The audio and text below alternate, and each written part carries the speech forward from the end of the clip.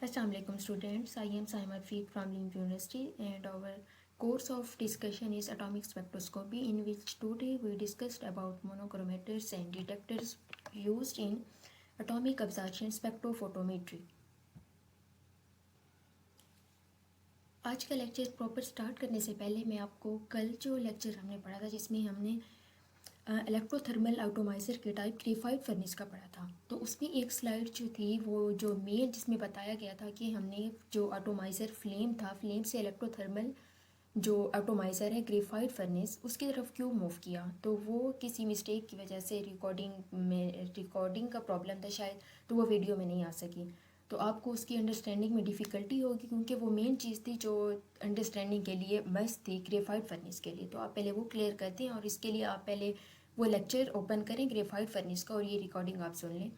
उसमें यह है कि जब हम फ्लेम ऑटोमाइज़र को स्टडी करते हैं तो फ्लेम ऑटोमाइज़र की कुछ लिमिटेशंस हैं जिनको हम कवर करने के लिए इलेक्ट्रोथर्मल एटोमाइज़र की तरफ मूव करते हैं, क्योंकि फ्लेम जो है, फ्लेम का जो एक साइज़ है, फ्लेम एयर के साथ कांटेक्ट में होता है डायरेक्ट।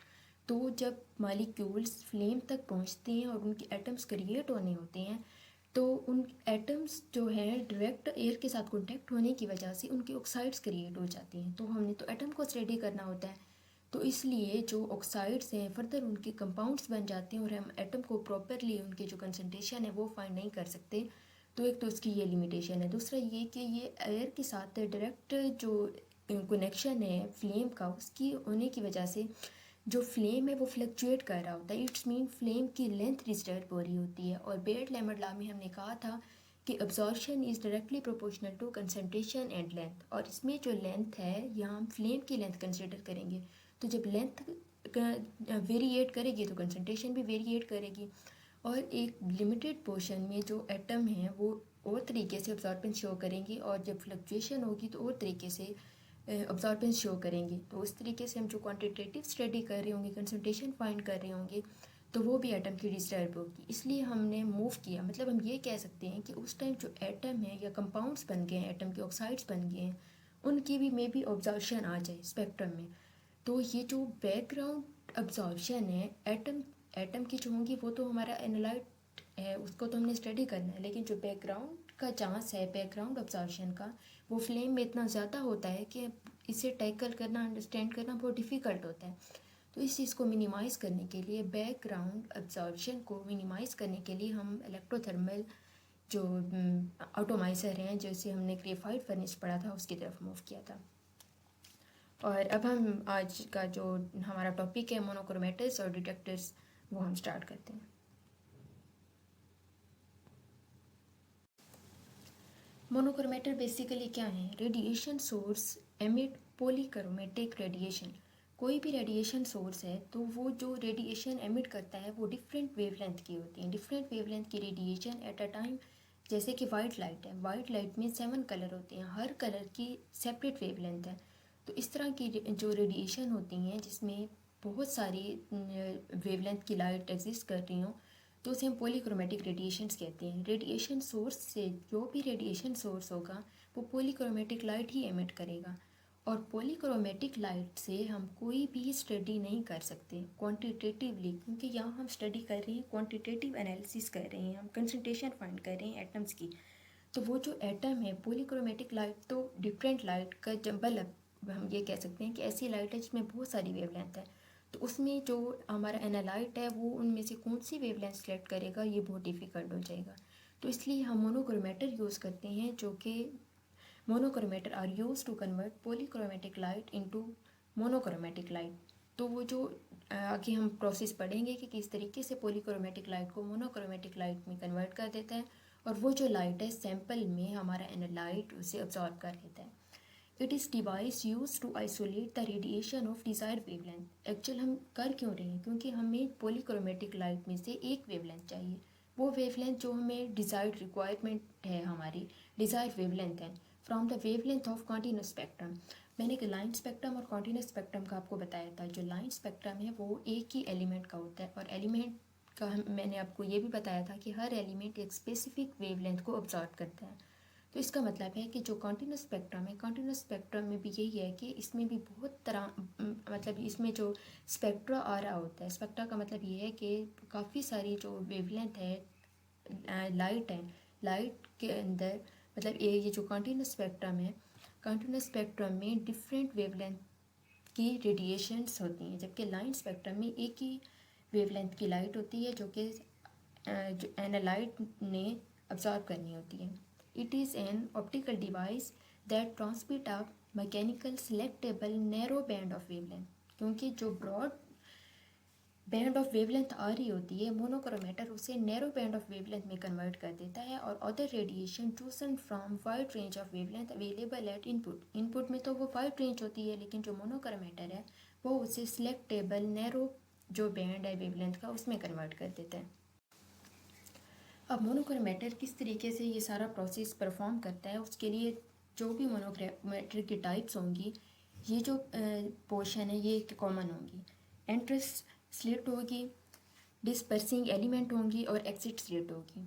ऑफ कोर्स ये जो लाइट आ रही है वो किसी रेडिएशन सोर्स से आ रही है, रेडिएशन सोर्स से आ रही है। पहले तो वो मोनोक्रोमेटर में एंटर होगी, वहाँ पे डिफरेंट तरह के प्रोसेस होंगे, लेकिन जो एंटर होंगी वहाँ भी एक स्लिट लगी होती है। स्लिट का मतलब ये है कि स्लिट फोकस करती है लाइट को किसी एक पॉइंट पे।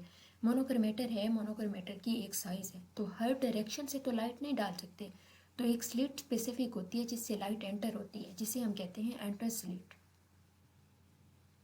इट्स मीन रेडिएशन सोर्स से जब मोनोक्रोमेटर में पॉलीक्रोमेटिक लाइट एंटर होगी तो वो हर डायरेक्शन से नहीं एंटर होगी, एक स्पेसिफिक पोर्शन जहाँ से वो मोनोक्रोमेटर में एंटर होगी उस स्लिट को कहते हैं हम entrance slit. It is present between radiation source and dispersing element, क्योंकि उसके बाद एंट्रेंस स्लिट के बाद जो प्रोसेस जहाँ परफॉर्म होना होता है, पॉलीक्रोमेटिक लाइट ने मोनोक्रोमेटिक लाइट में कन्वर्ट होना होता है, वो सारा प्रोसेस जो होता है वो डिस्पर्सिंग एलिमेंट में होता है। लेकिन लाइट एंटर जहाँ से होती है उसे हम एंट्रेंस स्लिट कहते हैं। It is sharply define incoming beam of polychromatic radiation and dispersing element जो है वो मेन पोर्शन है मोनोक्रोमेटर का। It disperse the polychromatic radiation into its component wavelength and dispersing element are of two type, prism and grating, जिसे हम आगे detail से discuss करेंगे। एग्जिट स्लिट, उसके बाद जो भी प्रोसेस है, प्रिज्म है या ग्रेटिंग है डिस्पर्सिंग एलिमेंट के तौर पे, वहाँ प्रोसेस होगा और जो पॉलीक्रोमेटिक लाइट है वो मोनोक्रोमेटिक लाइट में कन्वर्ट हो जाएगी। अब ये मोनोक्रोमेटिक लाइट है वो अब्जॉर्ब होगी सैंपल उसे अब्जॉर्ब करेगा, तो मोनोक्रोमेटर से वो लाइट एमिट होगी, बाहर जाएगी तो वो सैंपल अब्जॉर्ब करेगा। तो एग्जिट स्लिट है, हर डायरेक्शन से नहीं। मोनोक्रोमेटर का एक डिवाइस है, वो आगे हम देखेंगे, प्रिज्म है, ग्रेटिंग है, तो वो भी एक स्पेसिफिक पोर्शन है, एक स्लिट लगी होती है, ये कह लें कि एक छोटा सा सुराख होता है, होल होता है, जिससे वो रेडिएशन बाहर जाती है, तो उससे हम क्या कहते हैं, exit. It is present between dispersing element and sample cell. Dispersing element से रेडिएशन निकली, उसके बाद सैंपल में जानी है, तो उन दोनों के बिटवीन क्या चीज़ है, exit slit. It allow the nominal wavelength to pass through the sample. Nominal मतलब वही जो हमें रिक्वायर है मोनोक्रोमेटिक लाइट सैंपल के लिए, वही सिर्फ पास होगी एग्जिट स्लिट से। अब डिस्पर्सिंग एलिमेंट में प्रिज्म और ग्रेटिंग को हम मेनली डिस्कस करते हैं। यहाँ हम फर्स्ट ऑफ ऑल प्रिज्म को डिस्कस करते हैं। Prism, when white light pass through a prism it get separated into different colours. अब आप ये देखें कि ये वाइट लाइट है, वाइट लाइट हमें उस टाइम हमें नहीं लग रहा होता कि इसमें होता कि हमें ऐसे लगता है कि एक ही कलर की वेवलेंथ है, वाइट है, लेकिन आपको पता है कि जो वाइट कलर है वो 7 कलर पे कंसिस्ट करता है। अब प्रिज्म से जैसे ही वो लाइट गुजरी है तो डिस्पर्शन एंगल है डिफरेंट कलर्स का, और वो 7 कलर में कन्वर्ट हो गई। अब इसकी रीज़न क्या है कि वाइट लाइट प्रिज्म पे पड़ने के बाद क्यों 7 कलर में, मतलब 7 कलर का मतलब ये है कि 7 वेवलेंथ की जो लाइट है वो वाइट लाइट में ही प्रेजेंट थी। इसकी रीज़न ये है कि वाइट लाइट या कोई भी लाइट जब वैक्यूम में मूव कर रही होती है, वैक्यूम मतलब वैक्यूम में जब लाइट प्रेजेंट हो, फॉर एग्जाम्पल ये वाइट लाइट है, वाइट लाइट असल में क्या है, लाइट ऑफ डिफरेंट कलर्स। जब ये वैक्यूम में मूव कर रही है तो सेम स्पीड से मूव कर रही है। जैसे ही ये किसी रिफ्लेक्टिंग मीडिया से स्ट्राइक करेगी, रिफ्लेक्टिंग मीडिया यहाँ प्रिज्म है, तो वहाँ जो जितने भी कंपोनेंट की लाइट वाइट लाइट में एग्जिस्ट कर रही हैं, जितनी भी वेवलेंथ वाली लाइट्स हैं, उनकी जो स्पीड है वो वेरिएट हो जाएगी रिफ्लेक्टिंग मीडिया में।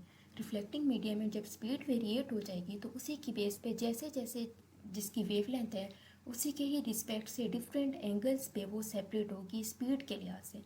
तो हर कलर की वेवलेंथ स्पेसिफिक स्पीड रखती है और वो रिफ्लेक्टिंग मीडियम में स्ट्राइक करने के बाद वो सेपरेट हो जाती हैं।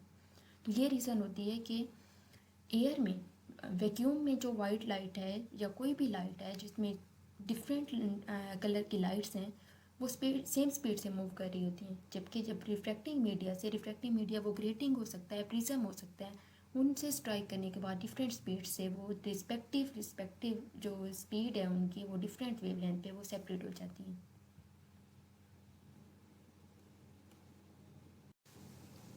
नेक्स्ट है ग्रेटिंग।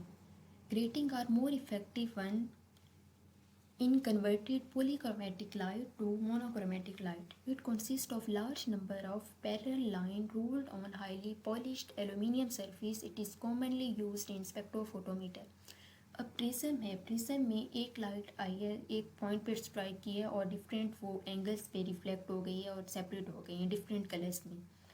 लेकिन जो ग्रेटिंग है, ग्रेटिंग में ये प्रोसेस एक दफ़ा नहीं होता।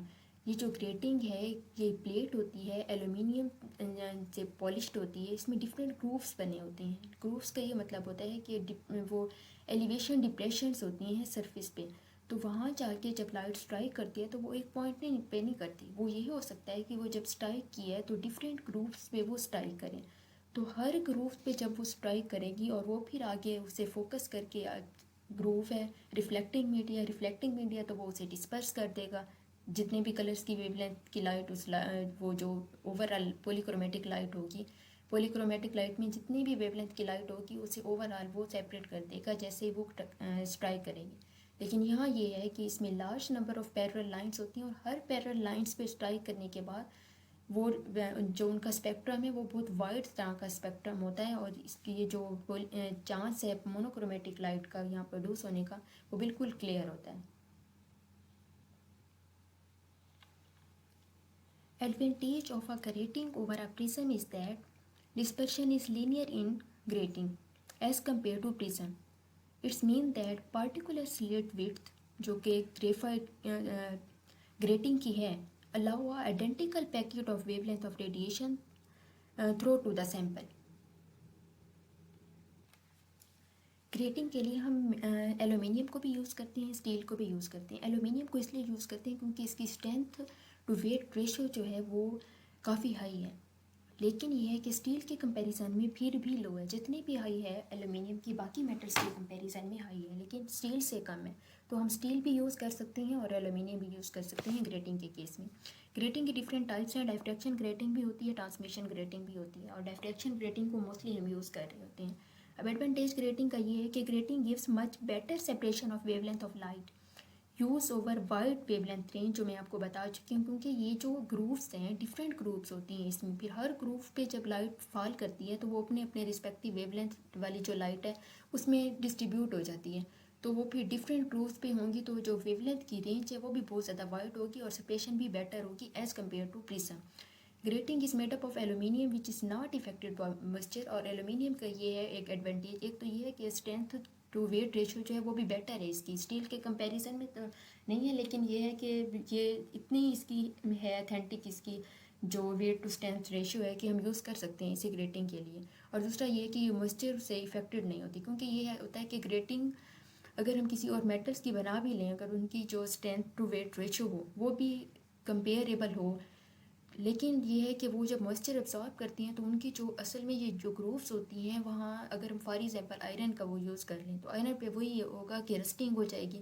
तो ये जो ग्रेटिंग है ये बिल्कुल प्रिसाइज हम लेते हैं, ताकि जो एलिमेंट इसके लिए लेते हैं कि उसमें कोई चांस ना हो कि एरर आए और वो लाइट मतलब मे भी वो उस पर फॉल करे, रस्टिंग हो उस प्लेस पे और वो पॉलीक्रोमेटिक लाइट को मोनोक्रोमेटिक लाइट में कन्वर्ट ही ना करे। तो इसलिए हम एल्यूमिनियम यूज़ करते हैं कि वो मॉइस्चर से भी इफेक्टेड ना हो।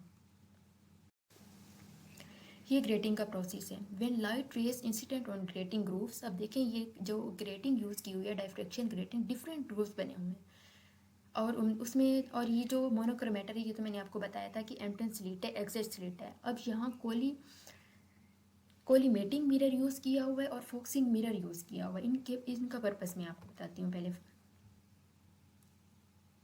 अब प्रोसेस क्या होगा कि सोर्स रेडिएशन सोर्स से जो रेडिएशन है वो एंट्रेंस स्लिट से, अब देखिए एक ही पॉइंट से जो रेडिएशन है वो एंटर हुई है, एंट्रेंस स्लिट से एंटर हुई है, तो वो डायरेक्ट अगर हम ग्रेटिंग पे डालें तो हम उनको फोकस नहीं कर सकेंगे। तो हम कोलिमेटिंग मिरर यहाँ यूज़ करते हैं। कोलिमेटिंग मिरर और फोकसिंग मिरर में डिफरेंस ये होता है कि कोलिमेटिंग मिरर में ये भी एक लेंस होता है जो कि फोकस कर रहा होता है, एक्चुअली फोकस ही कर रहा होता है लाइट को, लेकिन ये है कि अगर वो डिस्टेंस पे भी कर रहा है डिफरेंट अगर लेंथ पे, मतलब ये है कि अगर एंट्रेंस से लेटा है कोलिमेटिक मिरर ने फोकस किया है तो उसके बाद वो डिफरेंट एंगल्स पे वो लाइट को डिस्पर्स करेगा।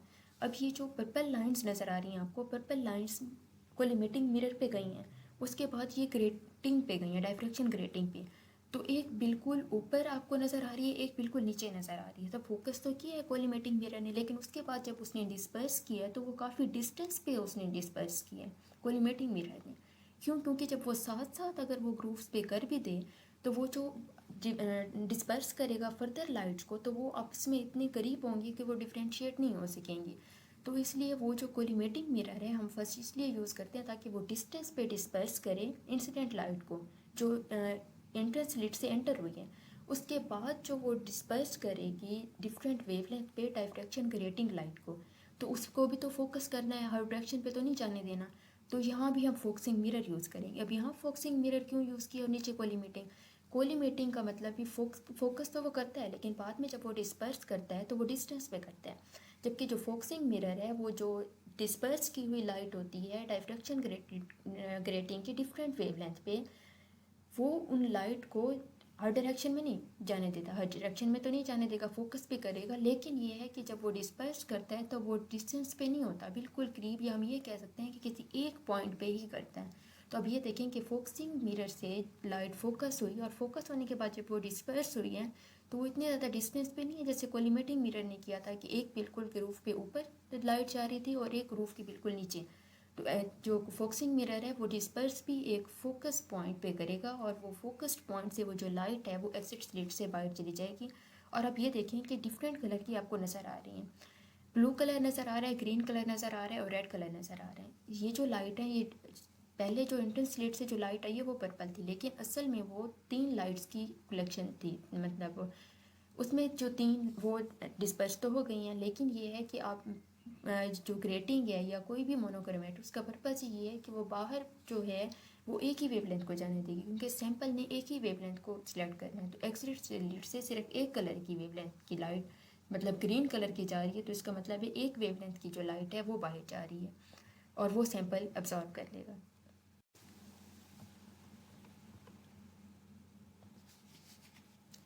इट्स ऑल अबाउट मोनोक्रोमेटर्स कि किस तरीके से पॉलीक्रोमेटिक लाइट मोनोक्रोमेटिक लाइट में कन्वर्ट होती है, क्योंकि हमें एक ही जो वेवलेंथ की लाइट है वो रिक्वायर होती है। अब आगे ये है कि सैंपल ने अब्जॉर्ब कर लिया, किस तरीके से हम अब्जॉर्बेंट्स कंसनट्रेशन वो सारा कुछ फाइंड करते हैं। हम कहते हैं कि ये इस तरीके से स्पेक्ट्रम आ गया, ये हो गया, वो हो गया। तो वो प्रोसेस होता कैसे है? असल में वो डिटेक्टर्स में होता है। सिग्नल जो है वो डिटेक्टर डिटेक्ट करते हैं कि कितनी अब्जॉर्बेंस हुई है।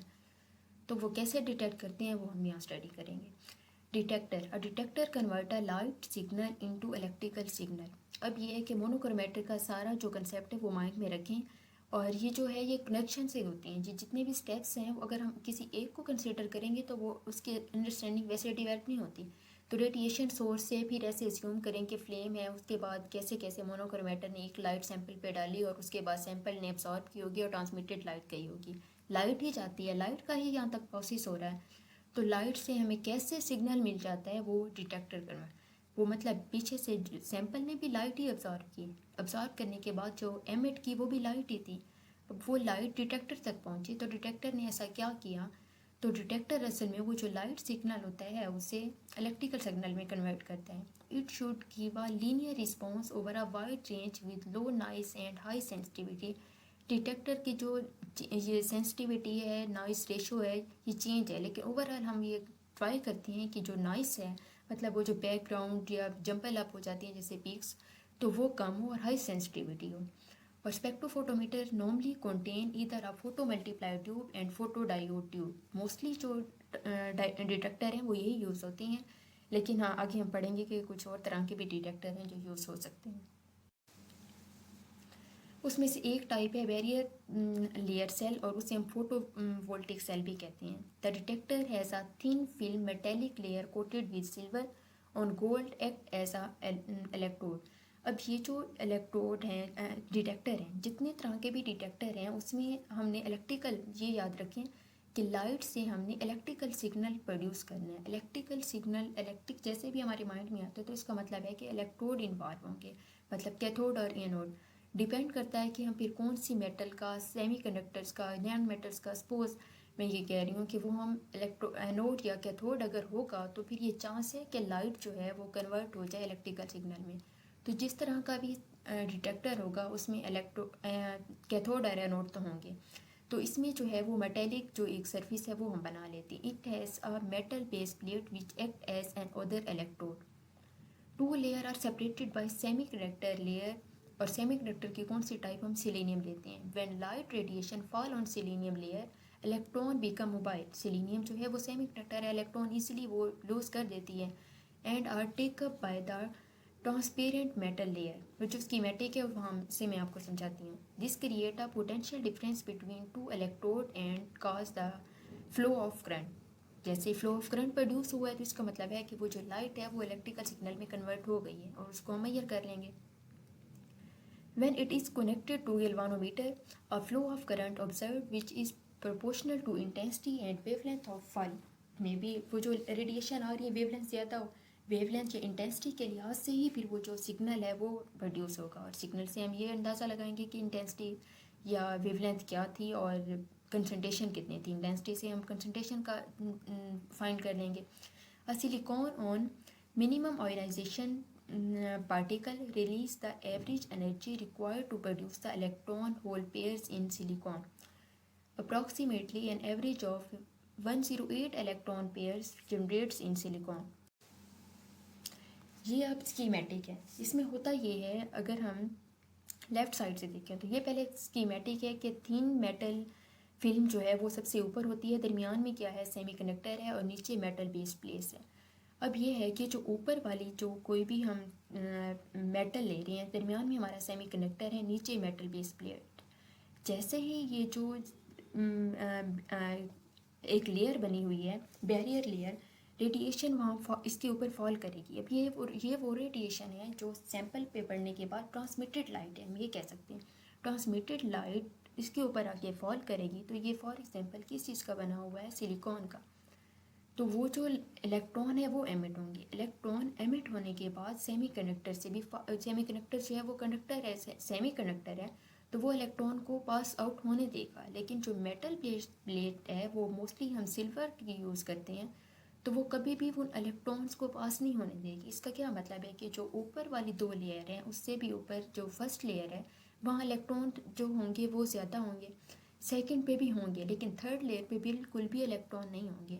तो वो जो इलेक्ट्रॉन का डिफरेंस है या जो पोटेंशियल, जैसे ही इलेक्ट्रॉन का डिफरेंस प्रोड्यूस होगा तो ऊपर जो चार्ज है वो नेगेटिव, इलेक्ट्रॉन ज़्यादा है तो नेगेटिव चार्ज आ जाएगा, और नीचे इलेक्ट्रॉन नहीं जा रहे, पास नहीं होने दे रही उसे जो मेटल बेस लेयर है, तो उस पर पॉजिटिव चार्ज आएगा। तो ये जो डिफरेंस प्रोड्यूस होगा तो इससे फिर जो करंट प्रोड्यूस होगा, और वो जो करंट है वो इलेक्ट्रिकल सिग्नल देगा।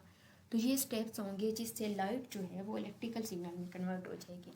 अब ये जो फोटोवोल्टिक डिटेक्टर है ये चीप है, इसीलिए हम उसे क्योंकि हम इसमें कोई बाहर से कोई इलेक्ट्रिकल सोर्स नहीं दे रहे, no external power is use, और इजीली पोर्टेबल इंस्ट्रूमेंट है। बट ये इसकी डिसएडवांटेज ये है, it is not very sensitive and decrease in response with continuous illumination. और इसका ये है कि अगर कुछ टाइम होता रहे, मतलब अगर लाइट इंटेंस है या कंसनट्रेशन ज़्यादा है, कुछ ज़्यादा टाइम के लिए लाइट मुसलसल फॉल कर रही है, एक्सपेरिमेंट जो हम परफॉर्म कर रहे थे उसका टाइम हम एक्सटेंड कर दें, तो ये जो इल्यूमिनेशन ज़्यादा हो जाए तो वो जो इसकी डिटेक्ट करने की पावर है तो वो ख़त्म हो जाती है। तो ये एक लिमिटेड प्रोसेस के लिए यूज़ होता है। Difficult to employ the signal small resistance, और इसमें जो रेजिस्टेंस है उसको हम ओवरकम नहीं कर सकते। ओमिक जो लॉ है वो इस पे फॉलो होता है, तो इसलिए ये इसकी कुछ लिमिटेशंस हैं जिसकी वजह से मोस्टली हम जो फोटोवोल्टिक सेल है इसे यूज़ ही नहीं करते, फोटो ट्यूब और फोटो मल्टीप्लाई ट्यूब को ज़्यादा यूज़ करते हैं एज अ डिटेक्टर। अब प्रिंसिपल देखते हैं फ़ोटो ट्यूब डिटेक्टर क्या होते हैं। मोस्टली जो यूज़ होते हैं वो फ़ोटो ट्यूब डिटेक्टर है और ये बेस्ट डिटेक्टर है। होता ये है, इसमें भी वही इलेक्ट्रोड यूज़ होंगे, एक एनोड होगा एक कैथोड होगा। जो कैथोड है यहाँ सिलेंड्रिकल कैथोड यूज़ करते हैं और सिलेंड्रिकल कैथोड, और यहाँ एनोड आप देख रहे हैं कि एनोड है, उसके कैथोड पे लाइट फॉल कर रही है और नीचे इलेक्ट्रिकल कनेक्शन है। ये सारा प्रोसेस हम परफॉर्म किस लिए करवा रहे हैं कि पावर सप्लाई हमने दी हुई है। अब ट्रांसमिटेड लाइट आके कैथोड पे स्ट्राइक करेगी। अब हमने ये देखना है कि कैथोड की कंपोजिशन क्या होगी, किस चीज़ से ये कैथोड बने होते हैं। मोस्टली जो कैथोड है वो हम अल्कली मेटल्स का बनाते हैं। हमें पता है कि अल्कली मेटल्स जो हैं वो इजीली इलेक्ट्रॉन लूज़ कर देती हैं। जब वो इलेक्ट्रॉन लूज़ करेंगी तो वो जो इलेक्ट्रॉन है वो अट्रैक्ट किस वजह, एनोड पे पॉजिटिव चार्ज है, तो वो जो इलेक्ट्रॉन है वो अट्रैक्ट होंगे कैथोड एनोड की तरफ। तो जैसे जैसे प्रोसेस होता जाएगा, जैसे जैसे लाइट आएगी सैंपल से ट्रांसमिट होके, तो वो जो लाइट है आहिस्ता आहिस्ता कैथोड पे स्ट्राइक करते करते वो एक टाइम आएगा कि कैथोड पे जो जितने भी मेटल्स हैं, अल्कली मेटल सपोज हम करें कोई भी मेटल है, तो वो एंड हो जाएंगे। तो जो इलेक्ट्रॉन है, जो इलेक्ट्रॉन का फ्लो है वो इक्वल नहीं रहेगा कैथोड और एनोड पे। ये जो चार्ज का डिफरेंस क्रिएट होगा उससे पोटेंशियल डिवेल्प होगा, तो वो जो लाइट सिग्नल है वो इलेक्ट्रिकल सिग्नल में कन्वर्ट हो जाएगा। The detector is a vacuum tube with a cesium coated photocathode. Photons of sufficient high energy hitting the cathode can dissolve electrons which are collected at, वो जो cathode से produce हुए हैं वो collect हो जाते हैं एनोड पे electrons. Photon flux is measured by current, और फिर उससे करंट प्रोड्यूस होगा, current flow in the system, और उस करंट फ्लो से जो इलेक्ट्रिकल सिग्नल प्रोड्यूस होगा उसे हम मेजर कर लेंगे कि क्या कंसंट्रेशन थी और उससे क्वांटिटेटिव एनालिसिस कर लेंगे। ये ग्रेटिंग का प्रोसेस है। When light rays incident on grating grooves, अब देखें ये जो ग्रेटिंग यूज़ की हुई है डाइफ्रैक्शन ग्रेटिंग, डिफरेंट ग्रूव्स बने हुए हैं और उसमें, और ये जो मोनोक्रोमेटर है ये तो मैंने आपको बताया था कि एंट्रेंस स्लिट है एग्जिट स्लिट है। अब यहाँ कोलिमेटिंग मिरर यूज़ किया हुआ है और फोक्सिंग मिरर यूज़ किया हुआ है। इनका पर्पस मैं आपको बताती हूँ पहले। अब प्रोसेस क्या होगा कि सोर्स रेडिएशन सोर्स से जो रेडिएशन है वो एंटर स्लिट से, अब देखें एक ही पॉइंट से जो रेडिएशन है वो एंटर हुई है, एंटर स्लिट से एंटर हुई है, तो वो डायरेक्ट अगर हम ग्रेटिंग पे डालें तो हम उनको फोकस नहीं कर सकेंगे, तो हम कोलिमेटिंग मिरर यहाँ यूज़ करते हैं। कोलिमेटिंग मिरर और फोकसिंग मिरर में डिफरेंस ये होता है कि कोलिमेटिंग मिरर में ये भी एक लेंस होता है जो कि फोकस कर रहा होता है, एक्चुअली फोकस ही कर रहा होता है लाइट को, लेकिन ये है कि अगर वो डिस्टेंस पे भी कर रहा है डिफरेंट अगर लेंथ पे, मतलब ये है कि अगर एंट्रेंस से लेटा है कोलिमेटिक मिरर ने फोकस किया तो उसके बाद वो डिफरेंट एंगल्स पे वो लाइट को डिस्पर्स करेगा। अब ये जो पर्पल लाइंस नज़र आ रही हैं आपको, पर्पल लाइंस कोलिमेटिक मिरर पे गई हैं, उसके बाद ये ग्रेटिंग पे गई हैं, डायफ्रैक्शन ग्रेटिंग पे। तो एक बिल्कुल ऊपर आपको नज़र आ रही है, एक बिल्कुल नीचे नज़र आ रही है। तो फोकस तो किया है कोलिमेटिक मिरर ने, लेकिन उसके बाद जब उसने डिस्पर्स किया तो वो काफ़ी डिस्टेंस पे उसने डिस्पर्स किया कोलिमेटिक मिरर ने। क्यों? क्योंकि जब वो साथ साथ अगर वो ग्रूव्स पे कर भी दे तो वो जो डिस्पर्स करेगा फर्दर लाइट्स को, तो वो आपस में इतने करीब होंगी कि वो डिफ्रेंशिएट नहीं हो सकेंगी। तो इसलिए वो जो कोलिमेटिक मिरर है हम फर्स्ट इसलिए यूज़ करते हैं ताकि वो डिस्टेंस पे डिस्पर्स करे इंसिडेंट लाइट को जो एंट्रेंस स्लिट से एंटर हुई है। उसके बाद जो वो डिस्पर्स करेगी डिफरेंट वेवलेंथ पे डायफ्रैक्शन ग्रेटिंग लाइट को, तो उसको भी तो फोकस करना है, हर डायरेक्शन पे तो नहीं जाने देना। तो यहाँ भी हम फोकसिंग मिरर यूज़ करेंगे। अब यहाँ फोकसिंग मिरर क्यों यूज़ किया और नीचे कोलिमेटिंग?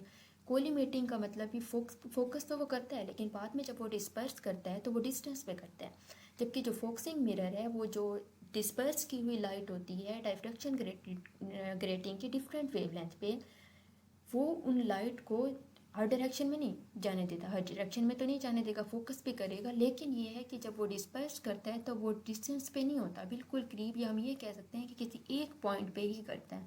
तो अब ये जो स्कीमेटिक है ओवरऑल है जिसमें लाइट फोटान, मतलब लाइट है, लाइट कंसिस्ट करती है फोटान्स पे, वो एंटर होगी फुल टू मल्टीप्लाई ट्यूब में, ये सारी ट्यूब नज़र आ रही है आपको।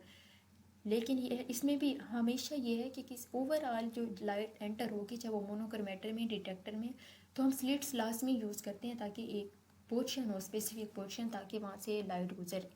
तो यहाँ भी एक विंडो यूज़ होती है जिससे एक स्पेसिफिक मतलब विंडो से ना वो लाइट पास करती है।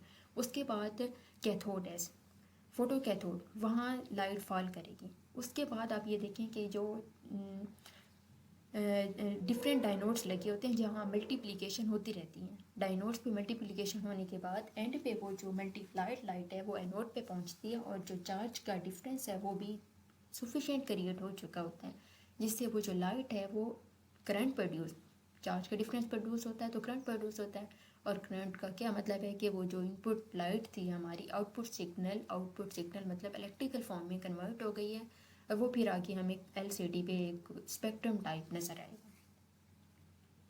और ये जो फोटो मल्टीप्लाई ट्यूब है इसका बेनिफिट यही है कि ये मल्टीप्लाई करते करते सिग्नल को इतनी मैग्नीट्यूड इसकी हाई कर देता है कि वो इजीली अंडरस्टैंडेबल होता है, मैग्नीफाइड सिग्नल हमें ऑब्टेन होता है फोटो मल्टीप्लाई ट्यूब में। और ये सबसे बेस्ट वे है detection. Advantages and disadvantages of phototubes and photomultiplier tubes. Phototubes and photomultiplier tubes are sensitive to low intensity and have fast response. Very sensitive techniques हैं ये दोनों और फास्ट रिस्पॉन्स देती हैं। However both cause a lot of light damage to sample, लेकिन इसमें इनका disadvantage ये है कि ये डैमेज कर सकती हैं लाइट, क्योंकि लाइट जब फॉल कर रही होगी तो वो उससे डैमेज कर सकती हैं सैंपल को। Other disadvantage is semiconductor material only conduct under certain condition. Overall तो इसका जो प्रोसेस है वो बेस्ट है, लेकिन जो थोड़ी सी लिमिटेशन अगर हम कंसीडर करें तो इसी में, क्योंकि हम सेमीकंडक्टर यूज़ कर रहे होते हैं मेटल्स वगैरह इसमें, तो वो जो हैं वो एक स्पेसिफिक लिमिट में करती हैं। आपको पता है मेटल के कंपैरिजन में तो कम करती है ना, तो वो जो एक लिमिटेड कंडीशन आ जाती है तो ये थोड़ी सी इसकी जो साइड इफ़ेक्ट है उस चीज़ में चला जाता है ये पॉइंट। इसके लिए मैं आपको पहले भी यही कहती हूँ कि चीज़ों को कॉन्टेक्स्ट में रखा करें। मतलब मोनोक्रोमेटर अगर डिटेक्टर पढ़ रहे हैं तो देखें, सोचें कि हम किस चीज़ में पढ़ रहे हैं। एटॉमिक अब्जॉर्प्शन स्पेक्ट्रो फोटोमेट्री में पढ़ रहे हैं, क्या पर्पस था, प्रोसेस कहाँ से स्टार्ट हुआ, ये दरमियान में कहाँ फॉल कर रहे हैं ये वाले इंस्ट्रूमेंट, इनके क्या वर्किंग है, और फिर जब इस कॉन्टेक्स्ट में रखेंगे तो फिर चीज़ें आपको एलेबोरेट होंगी। आई होप आपको मोनोक्रोमेटर और डिटेक्टर का कंसेप्ट क्लियर हो गया होगा। थैंक यू, अल्लाह हाफिज़, बेस्ट ऑफ लक।